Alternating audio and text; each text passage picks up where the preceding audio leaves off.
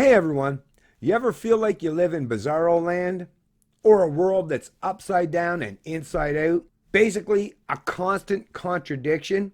Well, if you do, then you must be paying attention to the rhetoric espoused by those who represent the established media or the established political or ruling class in this country. Or actually, I shouldn't just say this country, but basically the leaders of the Western developed world.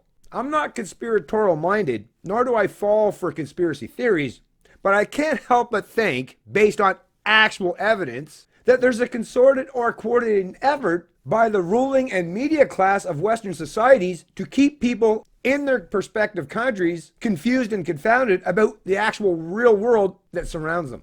It's no wonder that people have to pop a lot of pills, take a lot of drugs, drink a lot of alcohol, or find multiple methods for escapism in order to maintain some semblance of sanity these days. The messaging is so contradictory, so conflicting in nature, that it's all but impossible for most people to even understand what's right or wrong, what's up or down, or in this case, how the actual economy is doing. I'm sure you've heard, and I've reported on many of these stories in the past myself, how they constantly pump up. Like, you've heard the rhetoric espoused by those who are proponents of the political class or the media class in this country. I mean, they're constantly talking and pumping up how everything's doing great. The economy's doing great. Oh, we're growing again. Oh, this year we're going to get too much growth, right? Oh, we got to slow things down. The Bank of Canada's got to step in. I mean, come on. I mean, you've heard all the rhetoric. Then, like, what? A week later, they're saying, oh, the economy's going into some pretty precarious and detrimental times right now. Everybody buckle up. Debt levels are at historic record levels. And there's going to be deficits as far as the eyes can see. Well, which one is it, right? I mean, think about that. I don't know how people can try to square that kind of round peg, to be honest with you. How can you say out one side of your mouth that you're doing great, while at the other side of your mouth you're whispering to the repo guy, hey, don't take my car, right? I mean, come on. Just be honest, be reasonable, be sensible. More importantly, stop falling for the rhetoric of those who are supposedly your thought leaders or opinion makers. Because in case you haven't noticed, they're failing you miserably. And not just failing you, but probably causing you a lot of mental angst as well.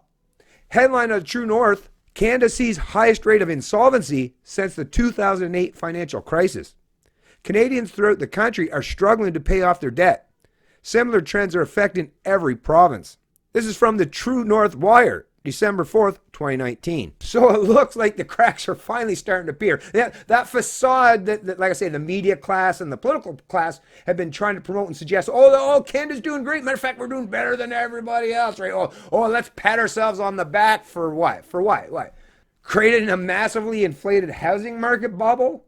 Bailing out the banksters and major corporations that have all shown time and time again to be absolute failures in the economy, in the marketplace? Or how about all those bailouts to the media or news publications or platforms? The establishment ones in particular. That's the thing. If everyone's doing well, if the economy's doing so great, what's the point of all these bailouts? What's the point of the Central Bank of Canada keeping interest rates at these rock bottom levels, right?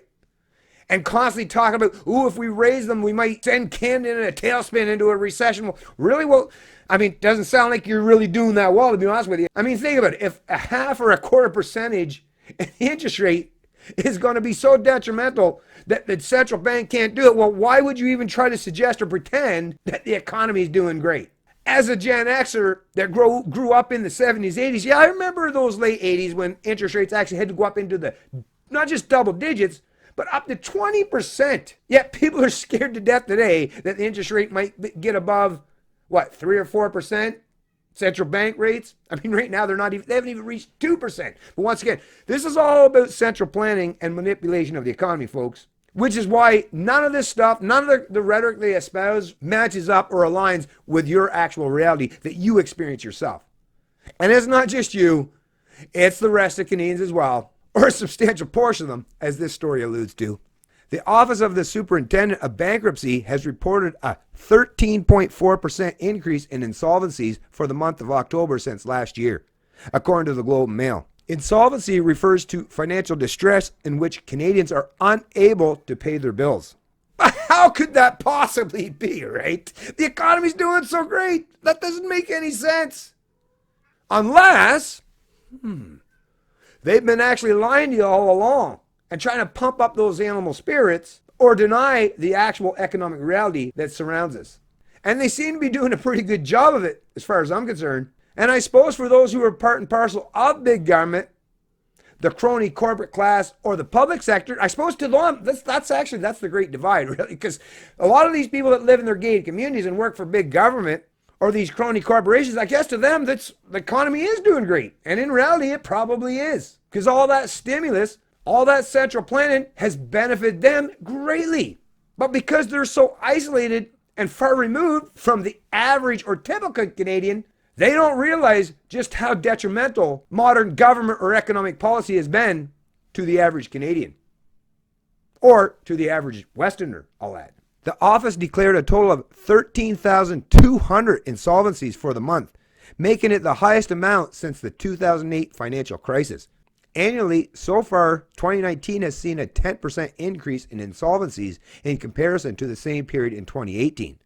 Canadians throughout the country are struggling to pay off their debt. Similar trends are affecting every province. In total, Canadian household debt has ballooned to $2.25 trillion, growing a total of $870 billion over the past 10 years. And once again, folks, I can't help but point this out, and it's not the first time. Look through my past videos. Just type in central bank in the search bar on my channel, and you'll see I've covered this many times. Yeah, central bank policy, folks, in conjunction with, like I say, government policy, is what's making this happen. Why do you think Canadians are assuming or taking on so much debt? Because they can do so at these rock bottom interest rates. That's why it's enticing. It's like holding out candy to the baby, right? I mean, I guess at the end of the day, you could say, well, shame on the baby for taking that candy, but at the same time, shame on you for holding that candy out to the baby when you know that's not going to be good for them. Once again, folks, personal responsibility goes a long way, and there's lots of blame to go around. An Ipsos survey from earlier this year found that nearly half, 48% of all Canadians are reporting being $200 or less away from financial insolvency. Half of Canadians are $200 away from insolvency, but hey, the economy's doing great, right? The same poll reported that any interest rate increase would make struggling Canadians bankrupt, and another 54% worry about their ability to repay their debt.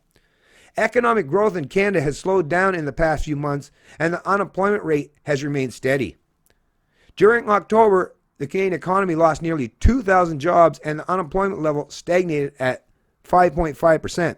A total of 16,000 full-time jobs were lost, while part-time work grew by 14,800 jobs. Anyways, folks, I'll place a link to this article in the description of the video, and thanks for the great report there, by the way, those of you at True North. Appreciate you for having such a great publication that actually does give Canadians an alternative source of information in regards to that economic reality that actually does exist out there, that this, like I say, the hacks in the media just constantly want to deny, right?